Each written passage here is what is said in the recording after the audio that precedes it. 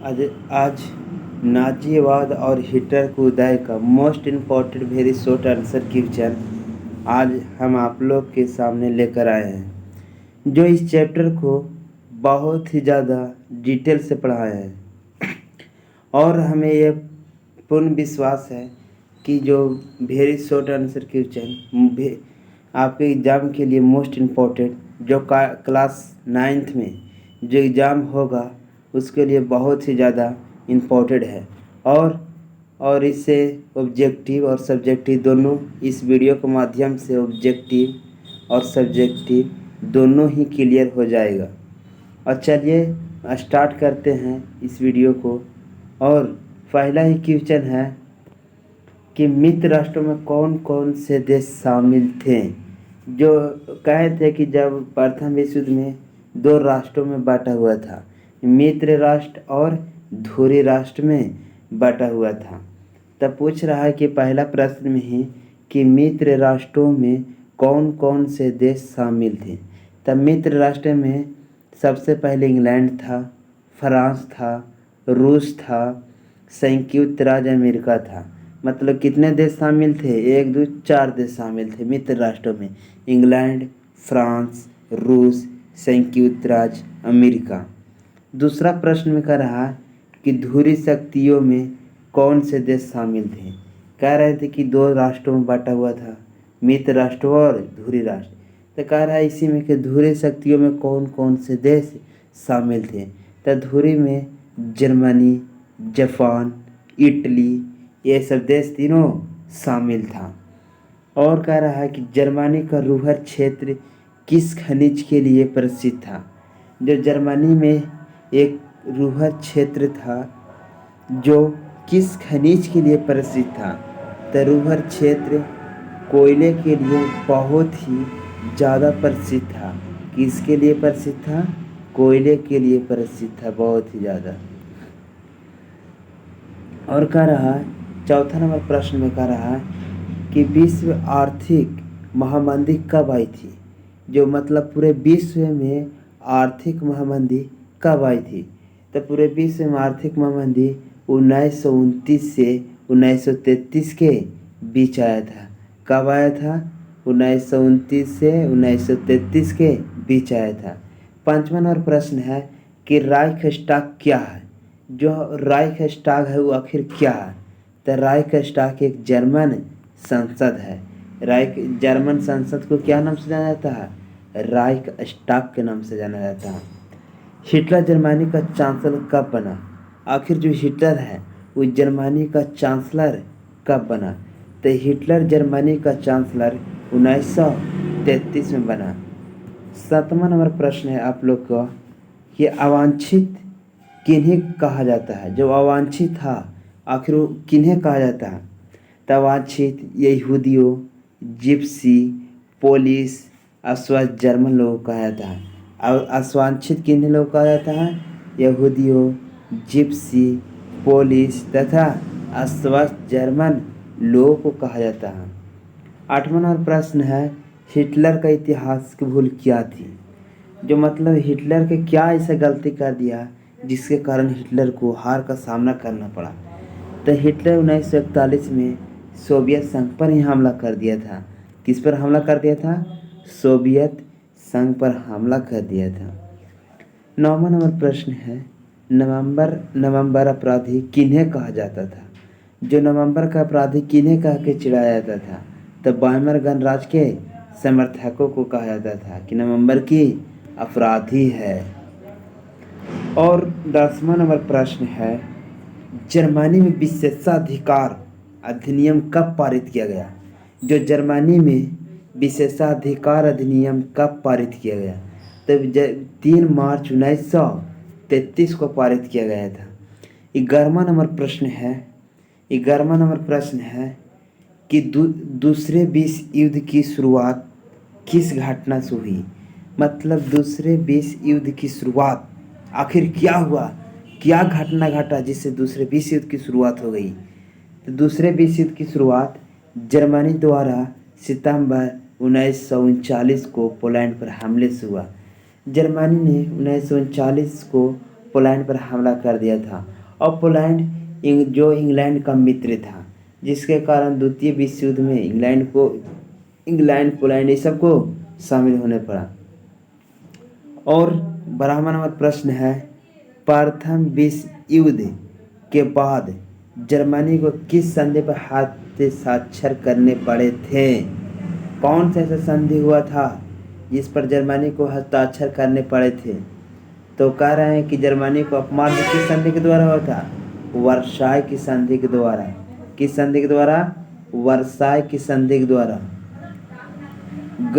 Global कौन था? जो ग्लोबल था वह हिटलर के एक मित्र था, जिसे हिटलर का प्रचार मंत्री बनाया था। ग्लोबल कौन था? हिटलर का प्रचार मंत्री था। 14 नंबर प्रश्न है, न्यूरमबर्ग नागरिकता अधिनियम कब पारित किया गया? जो न्यूरमबर्ग नागरिकता अधिनियम था, आखिर वह कब पारित किया गया? सितंबर 1935 में पारित किया गया। 15 नंबर प्रश्न है, हिटलर ने जर्मनी को लीग ऑफ नेशंस से कब अलग किया? मतलब हिटलर कब जर्मनी को लीग ऑफ नेशन से अलग किया? तो 1933 में अलग किया था। कब अलग किया था? 1933 में। अब शॉर्ट आंसर क्वेश्चन है, जो 2 से 3 नंबर वाला प्रश्न आप लोग का आ गया है। पहला ही प्रश्न है शॉर्ट में कि विशेषाधिकार अधिनियम पर एक नोट लिखिए। जो विशेषाधिकार अधिनियम था, आखिर उस पर एक नोट लिखिए। तो विशेषाधिकार में पहला नियम था, विशेषाधिकार नियम 3 मार्च 1933 को पारित किया गया था। कब पारित किया गया था? 3 मार्च 1933 को किया गया था। दूसरा में है, इस अधिनियम के बाद हिटलर जर्मनी का तानाशाह बन गया। पूछेगा जर्मनी का तानाशाह हिटलर किस अति से बना? तो विशेषाधिकार अधिनियम से बन गया। इस अधिनियम के तहत तीसरा में, इस अधिनियम के तहत नाजी दल और उससे संबंधित संगठनों को छोड़कर अन्य सभी दलों पर प्रतिबंध लगा दिया। मतलब इस अधिनियम एक ऐसा अधिनियम था जिससे मात्र नाजीवाद को छोड़कर सभी दलों पर प्रतिबंध लगा दिया।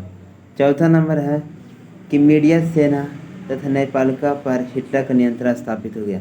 जो मीडिया था, जितना जर्मनी का सेना था, न्यायपालिका था, सब पर नियंत्रण कौन स्थापित कर लिया? हिटलर स्थापित कर लिया। दूसरा नंबर प्रश्न है कि नाजी जर्मनी की युवाओं के प्रति क्या नीति थी? जो नाजी था, नाजी पार्टी, वहाँ जर्मनी की युवाओं के प्रति क्या नीति थी? तो देखिए इसकी नीति क्या था। युवाओं को सख्त अनुशासन में शिक्षा दी जाती थी। क्या था? पहला, युवाओं को सख्त अनुशासन में शिक्षा दी जाती थी। दूसरा नंबर है, युवाओं को नाजी विचारधारा, हिटलर व युद्ध की पूजा करना और यहूदियों से नफरत करना सिखाया जाता था। मतलब हिटलर को पूजा करो, नाजीवाद की पूजा करो, बाकी यहूदियों से नफरत करने को सिखाया जाता था। तीसरा नंबर, युवाओं के लिए नाजी युद्ध संगठन तथा सेना में शामिल होना अनिवार्य था।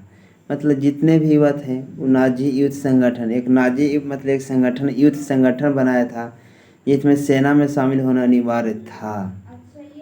और तीसरा नंबर प्रश्न है, हिटलर तथा नाजीवाद की महिलाओं के प्रति क्या सोच क्या थी? मतलब हिटलर जो नाजीवाद था, महिलाओं के प्रति सोच क्या थी? तो देखो इसका सोच क्या था। हिटलर के अनुसार महिलाओं को प्रमुख दायित्व बच्चों तथा घर के देखभाल, मतलब इसका प्रमुख दायित्व क्या था? बच्चों तथा घर के देखभाल करना। दूसरा में था, हिटलर के अनुसार बच्चों के नाजी विचारधाराओं से परिचित करवाना और माताओं को दायित्व था। मतलब जो हिटलर माताएँ थे वो नाजीवाद से बच्चाओं को परिचित, उसके बारे में बताए। और तीसरा में था, महिलाओं को यहूदियों से दूरी बनाए रखे तथा शुद्ध जर्मन आर्यन बच्चों को पैदा करने के लिए प्रोत्साहित किया जाता था। क्या किया जाता था? शुद्ध जर्मन बच्चे पैदा करने के लिए प्रोत्साहित किया जाता था। चौथा नंबर प्रश्न है, द्वितीय विश्व युद्ध के दौरान जर्मनी में हुए महाध्वंस पर नोट लिखिए। मतलब द्वितीय विश्व युद्ध में जर्मनी में महाध्वंस क्या हुआ? तो देखिए द्वितीय विश्व युद्ध के दौरान नए नए नरसंहार का मध्यवंश कहा जाता है। मतलब एक नए नरसंहार हुआ जिसका मध्यवंश कहा जाता है। इसके दौरान 60 लाख यहूदी, 2 लाख जिप्सी, 10 लाख पोलिस, 70,000 अस्वस्थ जर्मन को मार डाला। मतलब हिटलर ने 60 लाख यहूदियों को मार डाला, 2 लाख जिप्सी को मार डाला, 10 लाख पुलिस को मार डाला, 17,000 अस्वस्थ जर्मनी को मार डाला। और तीसरा में विश्व युद्ध की समाप्ति के बाद पूरे विश्व के सामने सच्चाई आ पाई थी। मतलब जब विश्व युद्ध की समाप्ति हो गया तो जर्मनी को पूरे विश्व सामने सच्चाई आ गई थी। और 5वां नंबर प्रश्न है, वाइमर गणराज्य के सामने क्या समस्या आई थी। जो वाइमर गणराज्य था आखिर उनके सामने समस्याएं क्या थी। तो वाइमर साम्राज्य के सामने पहले समस्याएं थी कि वर्साई की अपमानजनक संधि। मतलब वर्साई की संधि में जर्मनी को अपमान किया गया था। दूसरा नंबर है बेरोजगारी की समस्या। मतलब जर्मनी में सबसे ज़्यादा बेरोजगारी की समस्या थी। तीसरा में आर्थिक विकास की चुनौती। मतलब तीसरा में किसका था, आर्थिक विकास की चुनौती करना। और पाँच नंबर के 5 मार्क्स के ये सब प्रश्न है। कितना मार्क्स के प्रश्न है सब, 5 मार्क्स का प्रश्न है। पहला प्रश्न है, हिटलर या नाजीवाद या हिटलर की लोकप्रियता के कारण क्या थे। आखिर क्या ऐसा हुआ जर्मनी में जो नाजीवाद हिटलर के सब लोग चाहने लगे। तो ये देखिए क्या हुआ, वाइमर गणराज्य की सफलता। जो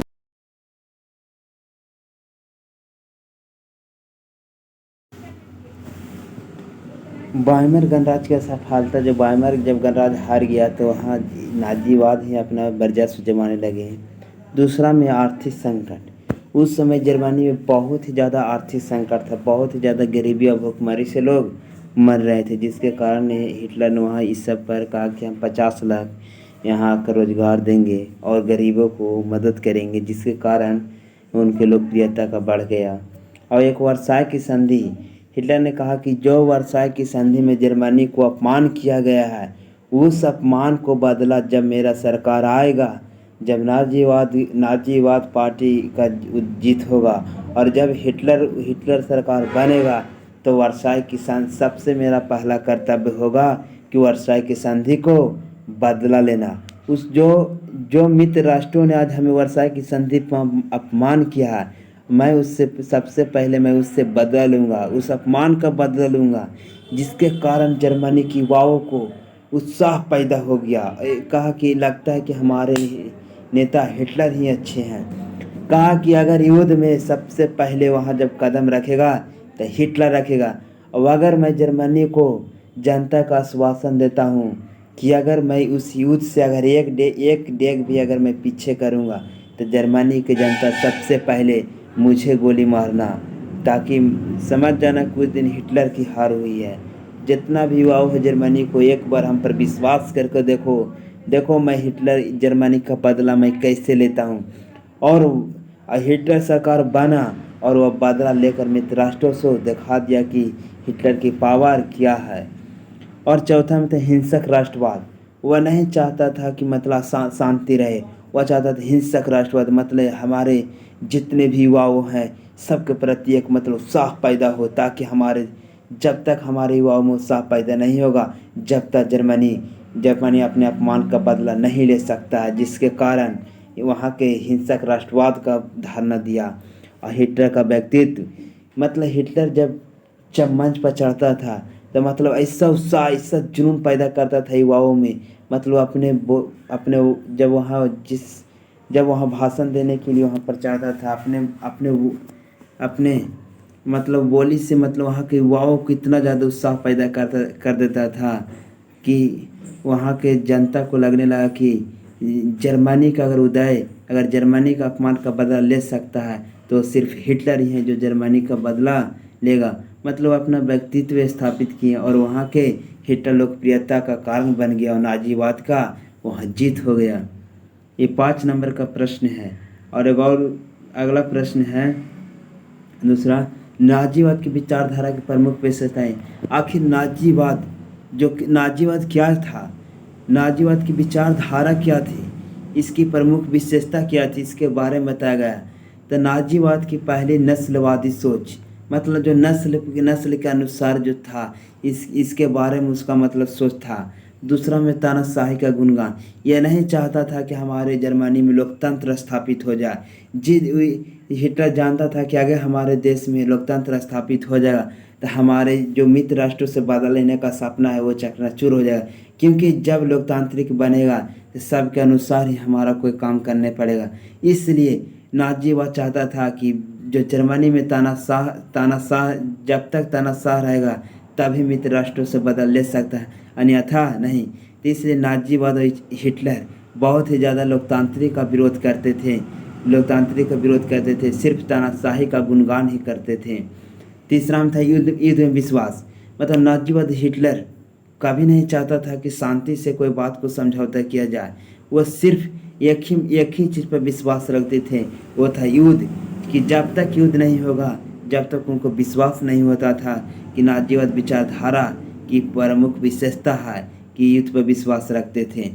और चौथा में साम्राज्यवाद में विश्वास रखते थे, साम्राज्यवाद में। तीसरा में पंचम में लोकतांत्रिक विरोधी थे, वो लोकतंत्र को कभी चाहते ही नहीं थे।